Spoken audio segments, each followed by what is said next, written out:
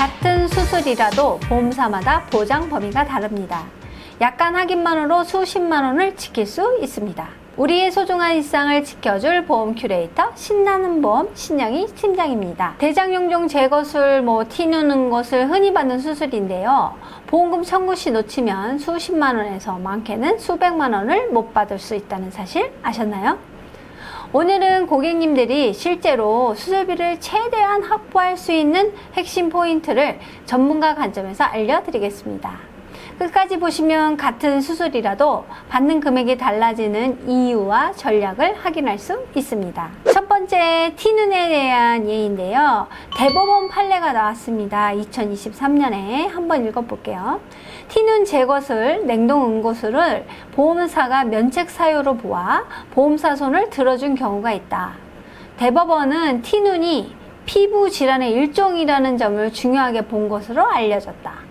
따라서 보험약관 피부질환 면책 조항이 있으면 보험금을 거절 가능성이 높다.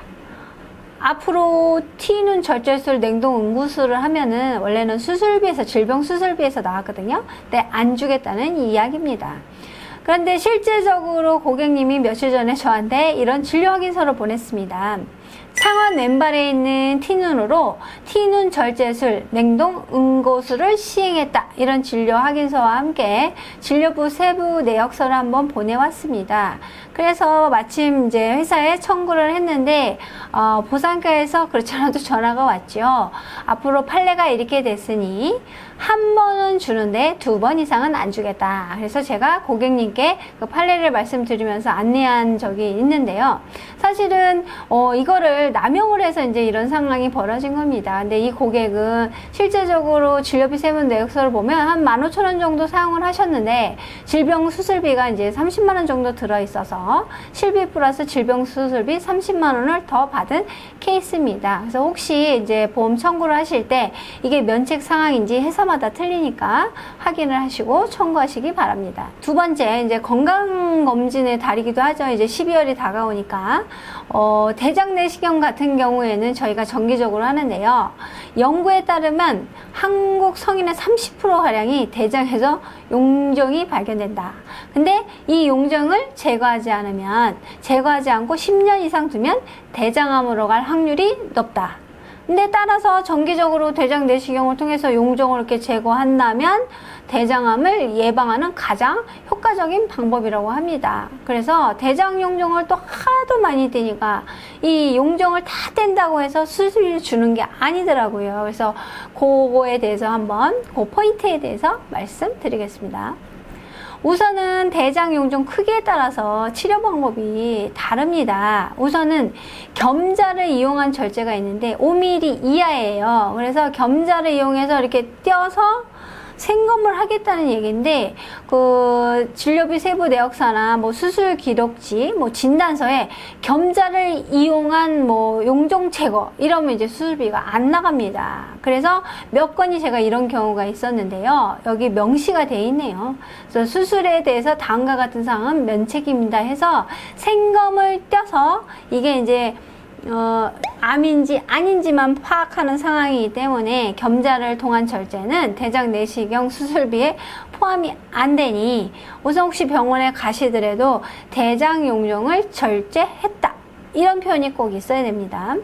두 번째 올가미로 인한 절제가 있는 건 당연히 나오고요. 그 다음에 내시경, 점막 절제술 이렇게 써도 당연히 나옵니다. 그 다음에 대장 용종 같은 경우에는 질병 수술비에서 나오고요. 그 다음에 질병 1호종 수술비가 있는데 질병 1호종은 난이도에 따라서 1에서 5종까지 나누는 건데 대장 용종은 2종에 속합니다. 그 다음에 또 위 12지장 대장 양성 신생물이라는 이제 진단비가 있어요. 그건 폴립 제거했을 때 나오는 거거든요. 그런 담보를 놓아두면 플러스 알파로 많이 받겠죠. 그래서 실질적으로 이제 제 고객님이 대장 용종을 절제하시고 받은 금액을 오픈해 드립니다. 이분은 60세 남자신데요. 이제 건강검진을 안 가시죠, 잘, 남자분들이.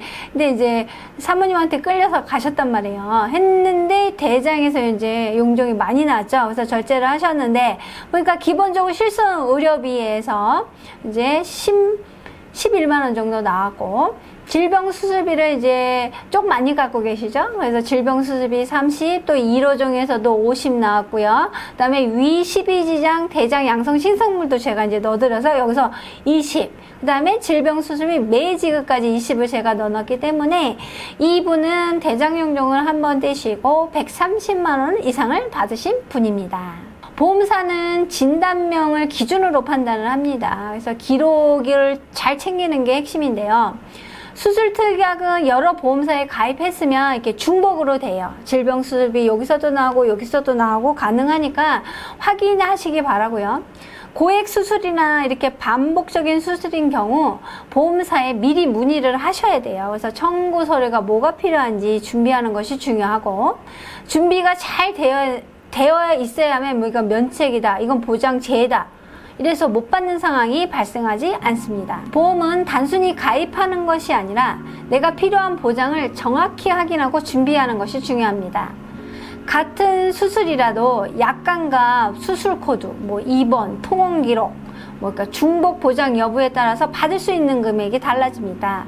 혼자 판단하지 마시고 전문가 상담을 통해서 내 상황에 맞는 수술비 청구 전략을 세우시는 것을 추천드립니다. 한 번의 상담이 아닌 평생의 인연이 되고 싶습니다. 구독과 좋아요로 우리 인연 계속 이어가요.